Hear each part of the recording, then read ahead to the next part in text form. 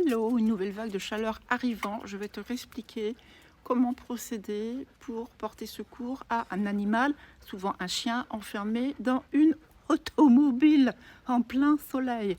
Alors, il peut être enfermé que depuis quelques minutes. La température dans un habitacle clos monte très vite. Et on peut se dire quelques minutes, il ne va pas se déshydrater. Non, déshydratation, c'est la perte de l'eau dans les tissus du corps. C'est quand on a très soif, hein, on se déshydrate après un effort long. Donc on se dit, bon, peut-être qu'un chien 5-10 minutes dans une auto, il ne va pas se déshydrater. Non. Par contre, il va prendre un coup de chaud. C'est-à-dire que l'habitacle, par exemple, peut monter à 60 degrés. Lui, sa température est pas de 60. Donc, il va essayer d'éviter les transferts de chaleur et surtout éliminer le surplus de chaleur en allaitant et la transpiration, mais qui se fait principalement entre les coussinets, donc 3 fois rien pour un chien. Donc, quand ce niveau d'évacuation de l'air chaud est dépassé, le allaitement est dépassé, le sang monte en température et vient griller le cerveau, ce qu'on appelle le coup de chaud. Et souvent, le décès est lié au coup de chaud dans les autos. Ok ? Tu arrives près d'une automobile. Il y a un chien à l'intérieur. Il faut évaluer l'état du chien. C'est-à-dire, peut-être que le propriétaire est parti depuis 2 minutes 20, il va revenir dans 1 minute 2. Et le chien est derrière la vitre, il bat de la queue, il veut discuter avec toi, ou au contraire, il défend son territoire, il aboie, il se jette contre la vitre. Bon, là, tu estimes qu'il est plutôt en bonne santé pour le moment. Tu surveilles. Tu prends le temps, peut-être 5-10 minutes de surveiller, voir si le référent revient. Moi, c'est ce que je te conseille. Attention, même une voiture avec des fenêtres entrouvertes. Même l'autre jour, j'ai vu une Méhari, tu sais, celle avec un toit là ouvert. Il y avait un berger suisse sous la toile plastique du Méhari. Ça peut entraîner un coup de chaud. Hein, même s'il a de l'eau à disposition, il peut avoir un coup de chaud. Donc ça, ce ne sont pas des facteurs qui te disent « bon, la fenêtre est ouverte, je m'en vais ». Naï. Il y a un petit bémol, il y a une petite précaution à prendre, c'est qu'actuellement, il y a beaucoup de véhicules électriques. Et les véhicules électriques, tu peux sortir de ton habitacle tout en laissant la climatisation allumée. Donc, il faut d'abord regarder le modèle de l'automobile. Si c'est un véhicule électrique, va à l'avant, écoutez sous le capot s'il y a un bruit. Donc, ça voudra dire que la clim est en route. Et parfois, alors chez Tesla, au niveau du tableau de bord, ils mettent des avertissements comme quoi l'habitacle est sécurisé, il y a la clim et que les bibous vont bien. Et puis moi, par exemple, j'ai fait un petit écriteau dans mon automobile, puis je la mets sous le pare-brise si je dois m'arrêter de 2 minutes à Lidl. Quels sont les signes qui indiquent que l'animal va mal ? Donc c'est l'inverse de ce que je t'ai dit tout à l'heure, c'est-à-dire il ne remue pas la queue pour dire bonjour, il ne va pas se jeter pour te dire casse-toi. C'est soit il va haleter très fortement de façon irraisonnable, incessante, ou alors au contraire il est déjà léthargique, c'est-à-dire il est déjà battu, il bouge plus, il est souvent dans une position qui n'est pas naturelle, il se met au plus bas dans l'habitacle et puis il ne bouge quasiment plus. Donc là on est dans une situation d'urgence. Il n'y a pas grand-chose à faire, mais c'est très précis, c'est très ordonné. Il te faut d'abord ton cerveau, il te faut ensuite 2 témoins, des humains, mais moi je n'ai que ça à la maison. Il te faut un téléphone, voilà, et il te faut ça, ou ce qui ressemble à ça. Je vais t'expliquer ce que c'est. Donc, tu estimes que le chien est en danger. Première chose, tu arrêtes 2 personnes qui vont te servir de témoins en cas de souci pour pouvoir témoigner de ta bonne foi et que tu as procédé en respectant la loi.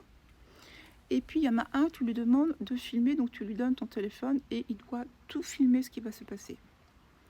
Tu appelles les forces de l'ordre en leur disant qu'à tel endroit, il y a un chien qui semble en détresse et que tu estimes qu'il est dans une situation léthargique où il haleine beaucoup, il ne reste plus que quelques minutes. Si les forces de l'ordre te donnent un délai qui est de 15-30 minutes, tu peux leur dire c'est peut-être trop si je vois que l'animal perd connaissance. En fait, non, t'attends pas qu'il perd connaissance, tu interviendras avant. Tu leur dis, je vais intervenir, je vais ouvrir, j'ai des témoins, je suis en train de filmer. D'accord ? Tu leur dis et tu leur demandes de venir. Ensuite, tu appelles une association. Alors, ça dépend. Si c'est trop urgent, tu attends pour appeler l'asso. Mais il faudra appeler une asso puisqu'elle prendra en charge médicalement l'animal, parce qu'il faut bien, quand il sera sorti de l'habitat, s'il ne récupère pas, il faudra l'emmener chez le vétérinaire, et c'est la seule habilitée à porter plainte contre le référent, hein, pour maltraitance, mauvais soin à un animal. Voilà, donc ça, c'est fait. Alors, je te rappelle que la liste de toutes les assos et les numéros de toutes les gendarmeries locales et tous les commissariats, oui, il y a le 17, mais on t'a mis tous les numéros de téléphone sur notre carte. Tu vas juste sur mon bibou, tu mets l'endroit où tu es, tu as tout et les numéros. OK? Et je te rappelle encore que tout ce que je vais te dire là et tout ce que je suis en train de te dire se situe dans le bouton urgence de l'accueil du site internet, en accès libre à tout le monde, gratuit. On est bon? T'as tes 2 témoins. Tu l'as donné un téléphone, il filme tout. Il se tait, déjà. Toi, t'écoutes pas ce qu'il y a autour, tu fais ce qu'il y a à faire. Tu as appelé les forces de l'ordre. Là, tu procèdes à l'évacuation de l'animal. Donc ça, tu utilises ça. Ce sont des produits, des petits ustensiles qu'il faut accrocher sur... Moi, je l'accroche aussi sur le pare-soleil. Pourquoi sur le pare-soleil? Parce qu'il faut qu'il soit rapidement accessible pour toi aussi si tu as un accident et que tu dois t'extraire rapidement de ton véhicule. Il y a une petite partie qui est au bout qui sert à couper ta ceinture de sécurité. Et cette partie-là, il faut la mettre sur le coin d'une vitre et appuyer fortement. Je ne vais pas le faire sur la goupille, là. Et paf, ça pète la vitre. Donc, tu prends ton bidule qui est dans ta voiture. Hein, tu en as partout sur Amazon, etc. Et puis, tu pètes une vitre. Alors, à l'opposé de l'endroit où est le chien. Hein, tu ne vas pas risquer de blesser le chien, réfléchis. Tu pètes la vitre, tu ouvres une porte, tu extrais l'animal, tu prends l'animal, tu le mets pas là, tu restes pas là, tu vas le mettre à l'ombre. Souvent, c'était parking au supermarché, donc il y a toujours un petit peu d'ombre quelque part. Si tant est que tu as eu plus de chez moi, tu aurais pu demander à quelqu'un d'aller en attendant dans le magasin chercher un tissu ou toi, tu auras filé une serviette que tu as toujours dans ta voiture. Ah, ils sont en train de jouer autour de moi. Et que tu leur as demandé de passer sous l'eau une serviette, voire de mettre des glaçons dedans, de l'eau fraîche. Mais c'est pas l'urgence, l'eau fraîche. Hein. Voilà, tu vas organiser un petit peu avec le magasin. Tu prends l'animal, tu viens le placer à l'ombre et tu l'enveloppes de ce linge humidifié et rafraîchi. C'est ce qui va permettre de diminuer sa température corporelle et de baisser la température de son cerveau. Lui donner à boire, ça vient après. Tant qu'il n'est pas capable de boire, ça veut dire qu'on est au stade de l'hyperthermie, du coup de chaud, il n'est pas déshydraté. L'eau, on s'en tape le coquillage. Tape le coquillage, n'importe quoi. Tu le rassures, tu le câlines, tu le détends, tu le déstresses, bien évidemment. Tu mets pas le chien dans de la glace, il va faire une hydrocution, il va mourir. Hein. Si tu as mis des glacetons dans un linge, tu mets la poche de glace toujours dans un tissu au niveau des gros vaisseaux, donc les carotides au niveau du cou et au niveau du ventre, au niveau des fémorales également et au niveau de l'abdomen, pour que le sang soit rapidement rafraîchi. Et tu attends les forces de l'ordre.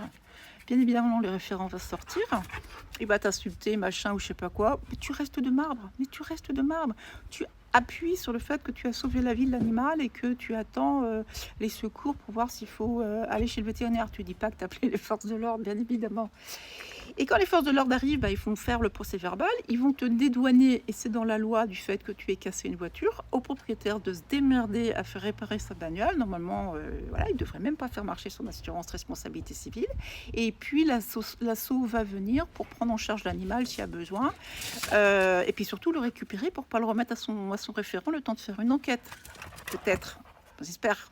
Laisse mon témoin, j'en ai besoin de mon témoin, laisse mon témoin.